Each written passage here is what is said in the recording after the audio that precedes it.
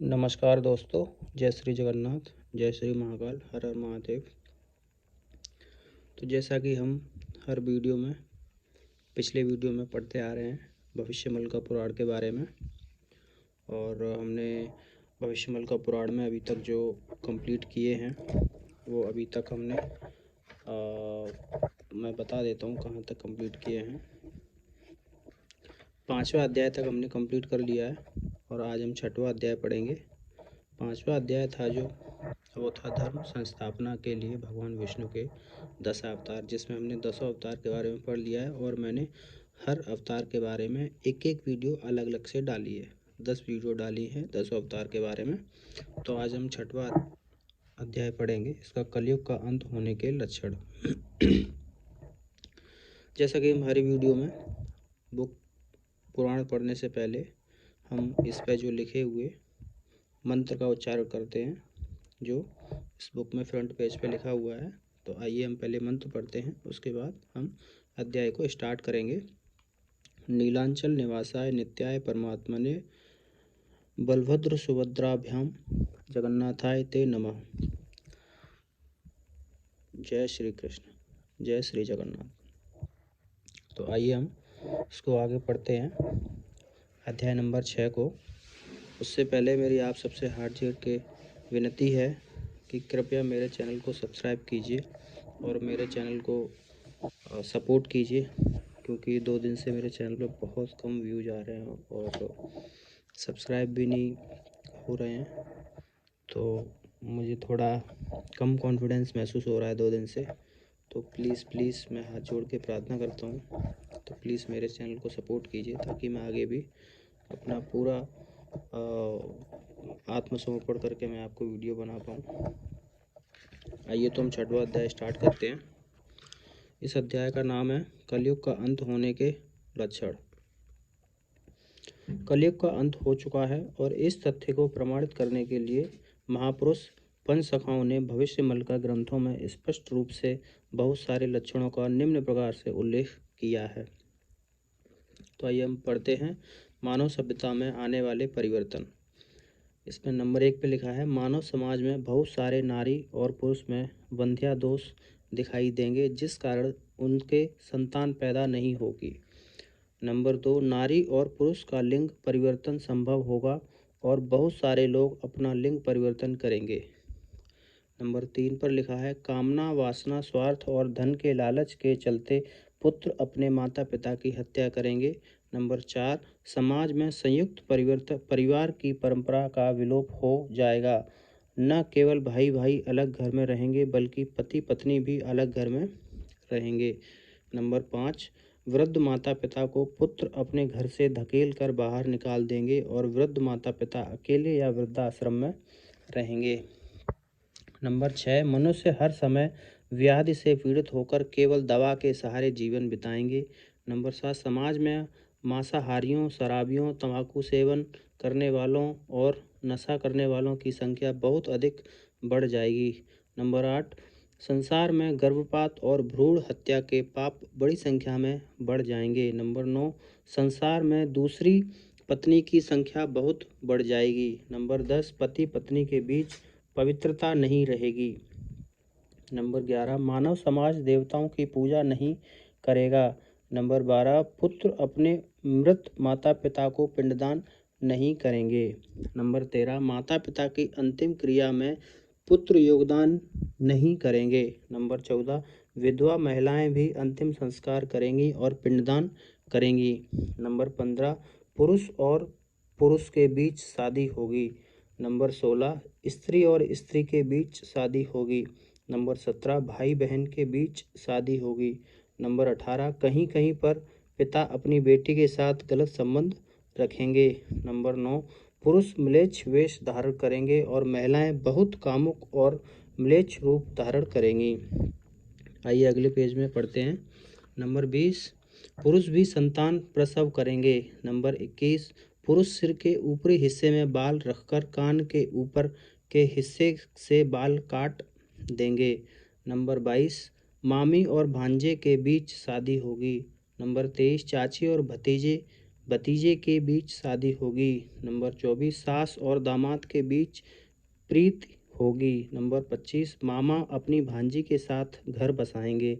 Number 26 सभी लोग पश्चिमी सभ्यता को अपनाएंगे और उसी के अनुसार वेशभूषा धारण करेंगे।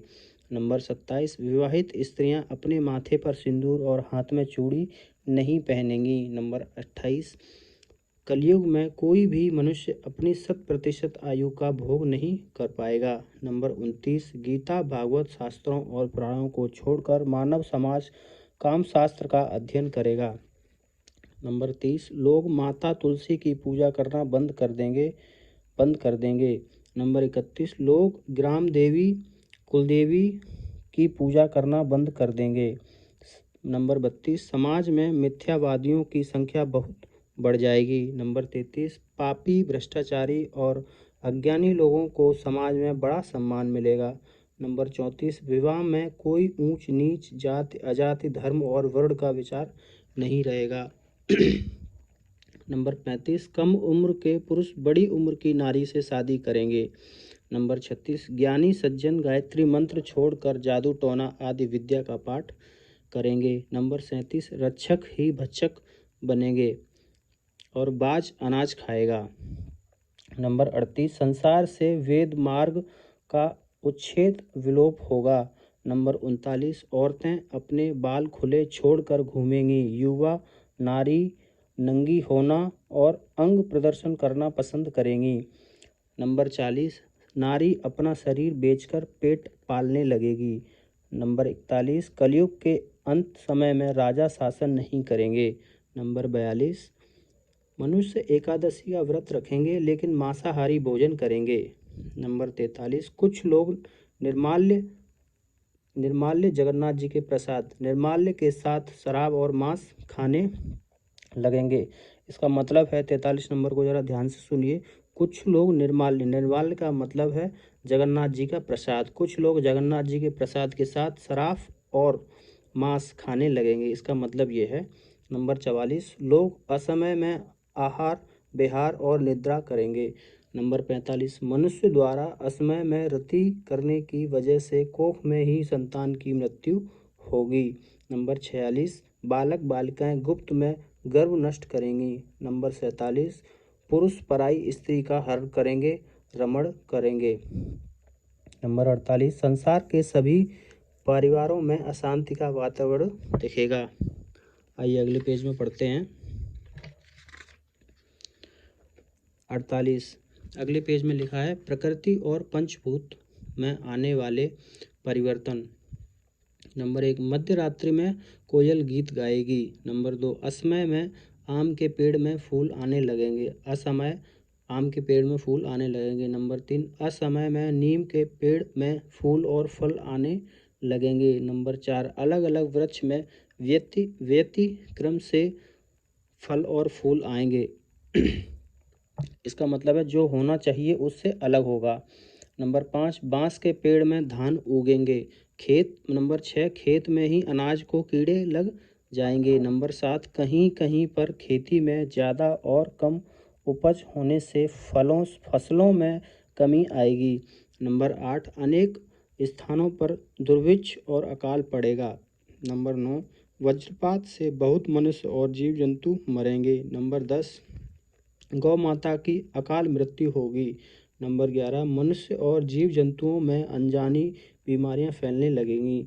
नंबर 12 पृथ्वी पर 64 प्रकार की महामारियां फैलेंगी। नंबर 13 ऋतुओं का असमय परिवर्तन होगा और केवल 13 दिनों में 6 ऋतुओं का अनुभव होगा। नंबर 14 नदियों में असमय बाढ़ आएगी। नंबर 15 सूर्य की किरणें 10 गुना ज़्यादा तेज होंगी। नंबर 16 असमय कोहरा छाया रहेगा, मतलब दिन के दौरान। नंबर 17 बार बार तूफान आएंगे और तूफान के बल पर समुद्र बार बार तट की सीमा का उल्लंघन करेगा। नंबर 18 मरुभूमि में बाढ़ आएगी। नंबर 19 भारी बारिश से पहाड़ की चोटी पर भी बाढ़ आ जाएगी और इससे मनुष्य और जीव जंतुओं की मौत हो जाएगी। नंबर 20 जलचर और सामुद्रिक प्राणी बड़ी संख्या में मरेंगे। नंबर 21 बहुत सारे वन्य जीव शहर में आकर मनुष्य को नुकसान पहुंचाएंगे। नंबर 19 सूर्य की गर्मी से उत्तर और दक्षिण मेरु की बर्फ पिघलने लगेगी। नंबर 23, बड़े जंगलों में लगी आग से करोड़ों वन्य प्राणी मरेंगे। नंबर 24, पृथ्वी के कोने कोने में हर महीने हर दिन भूकंप महसूस होगा। नंबर 25, दिन में सियार कराहेंगे। नंबर 26, मुर्गे के मुकुट का रंग लाल से सफ़ेद हो जाएगा। नंबर 27, वैशाख के महीने में भी कमल खिलेंगे। नंबर 28, चारों दिशाओं में धुआं सा दिखने लगेगा। नंबर 29, पृथ्वी के समतल और पहाड़ी क्षेत्रों में बादल फट कर बारिश होगी। नंबर 30, हर महीने पृथ्वी की किसी न किसी जगह पर आंधी तूफान, चक्रवाती तूफान आदि आएंगे। आइए हम अगले पेज में पढ़ते हैं। नंबर 31, पृथ्वी में बहुत सारी नई और सुप्त ज्वालामुखियां जागृत होने लगेंगी। आइए हम अगले गाँव में पढ़ते हैं। ग्रह और नक्षत्रों में आने वाले परिवर्तन। चंद्रमा की किरणें धुंधली दिखाई देगी। नंबर 1। नंबर 2, सूरज की किरणें बहुत तेज होंगी। नंबर 3, बार बार 13 दिन के पखवाड़े आएंगे। नंबर 14, बार बार आकाश से उल्का पिंड गिरेंगे। नंबर 5, बहुत बार एक ही दिन में अमावस्या और संक्रांति होगी। नंबर 6, बहुत बार एक ही दिन में पूर्णिमा और संक्रांति भी होगी। नंबर 7, एक पक्ष के अंतर में ही अमावस्या पर सूर्य ग्रहण और पूर्णिमा पर चंद्र ग्रहण दिखाई देंगे। नंबर 8, असमय में सूर्य और चंद्र के चारों तरफ वलय मंडल दिखेगा। नंबर 9, बारंबार ग्रह और नक्षत्रों में अस्वाभाविक गति दिखेगी। नंबर 10, सूर्य की किरणें 10 गुनी ज़्यादा तेज हो जाएंगी। नंबर 11, ग्रह के चलने की गति में बार बार परिवर्तन दिखाई देंगे। नंबर 12, ग्रह और नक्षत्र स्थिति के अनुरूप ही रहेंगे। नंबर 13, 7 दिन और 7 रात तक सूर्य और चंद्रमा नहीं दिखाई देंगे और अंधेरा रहेगा। नंबर 14, बाद के समय में भगवान कल्कि के द्वारा नया सूरज, नया चंद्रमा और नए नक्षत्रों की स्थापना होगी। अब अगला है आध्यात्मिक परिवर्तन। बहुत सारे मंदिरों के ऊपर वज्रपात होंगे। कहीं कहीं नंबर 2, कहीं कहीं पर वज्रपात से मंदिर के ध्वज जल जाएंगे। नंबर 3, विभिन्न मंदिरों से चोरी और लूट खसोट ऐसे होगी कि मंदिरों से मूर्तियां भी चोरी हो जाएंगी। नंबर 4, मंदिरों के अंदर भी लोग दुष्कर्म करेंगे। नंबर 5, कई पुजारी मांसाहार और सुरापान करके मंदिरों में पूजा करने लगेंगे। नंबर 6, कई दर्शनार्थी भी मांसाहार और सुरापान करके मंदिरों में प्रवेश करेंगे। नंबर 7, विभिन्न मंदिरों और आध्यात्मिक स्थानों पर आध्यात्मिक वातावरण नहीं रहेगा। नंबर 8, देवी देवताओं के रहते हुए भी मंदिरों की सुरक्षा और देखरेख नहीं होगी। नंबर 9, स्थान स्थान पर देवी देवताओं की पूजा नहीं होगी। नंबर 10, इन सब पाप कर्मों की वजह से देवी देवता गांव छोड़कर चले जाएंगे। नंबर 10, गुरु शिष्य और साधु संत लोगों की रूपरेखा। अपने पेट पालने के लिए बहुत लोग गुरु परंपरा की शुरुआत करेंगे। नंबर 2, गुरुओं और शास्त्र पुराण का ज्ञान नहीं होगा। गुरुओं को शास्त्र पुराण का ज्ञान नहीं होगा। नंबर 3, तंत्र साधना करके कुछ लोग अपने आप को गुरु कहलाएंगे। नंबर 4, भूत प्रेत पिशाच के निराकरण करने वाले, ओझा का काम करने वाले समाज में बड़े गुरु कहलाएंगे। नंबर 5, गुरु परंपरा में मांसाहार और सुरापान को बढ़ावा दिया जाएगा। नंबर 6, बड़ी जाति के कहलाने वाले लोग हाथ में जाल लाठी लेकर मछली पकड़ने लगेंगे और कसाई के काम करेंगे। नंबर 7, ब्रह्मचारी लोग ब्रह्मचर्य का पालन नहीं करेंगे। नंबर 8, पिता माता के द्वारा दिए गए नाम को बदलकर अब उसके आगे संत, स्वामी, दास, महाराज आदि उपाधि जोड़कर लोग अपने आप को ठाकुर महापुरुष कहलाएंगे। नंबर 9, नारंगी और गेरुआ वस्त्र धारण करके अपने आप को गुरु कहलाएंगे। नंबर 10, जंगल काट कर बिलों की पूजा करके उसको भगवान के स्वप्रादेश बोल कर झूठ महिमा का प्रचार करेंगे।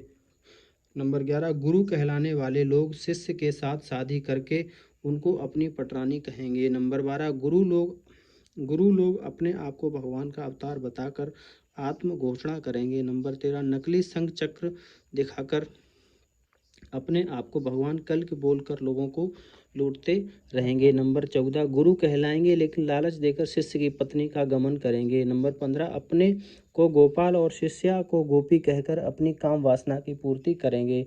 नंबर 16, गुरु अपने को भगवान नारायण बताकर शिष्या को मुक्ति देने का लालच देकर चरण सेवा कराएंगे। नंबर 17, अपने सर पर जटा बांधकर अपने को संत कहलाएंगे और लोगों को लूटते रहेंगे। नंबर 18, अनपढ़ गंवार और आलसी लोग अपने को भगवान का दास कहलाएंगे और कंधे से जनेऊ धारण कर लोगों को ठगने लगेंगे। गुरु लोग चुन चुन कर धनी शिष्य इकट्ठा करेंगे। नंबर 20, गुरु कहलाने वाले लोग शिष्य शिष्या की संपत्ति से ऐशो आराम करेंगे। नंबर 21, शिष्य शिष्या से धन दौलत सोना चांदी आदि धातुओं की दक्षिणा लेकर बैकुंठ में स्थान देने का झूठा नाटक करेंगे। नंबर 22, सुंदरी नारियों को विभिन्न प्रलोभन देकर शिष्या बनाकर अपनी काम वासना की पूर्ति करेंगे। इस प्रकार युग के अंत में संसार में बहुत सारे परिवर्तन होंगे और उलट पुलट चीज़ें होने लगेंगी। भविष्य मलका में महापुरुष पंचसखाओं ने कहा है कि कलयुग संपूर्ण खत्म होने पर ये सभी लक्षण दिखाई देंगे। आज लगभग सभी लक्षण हमें दिखने भी लगे हैं। इनमें से कुछ ही लक्षणों के प्रमाण मिलने बाकी हैं। अतः हम यह कह सकते हैं कि कलयुग संपूर्ण रूप से खत्म हो चुका है और यह संगम युग या युग संध्या का समय चल रहा है।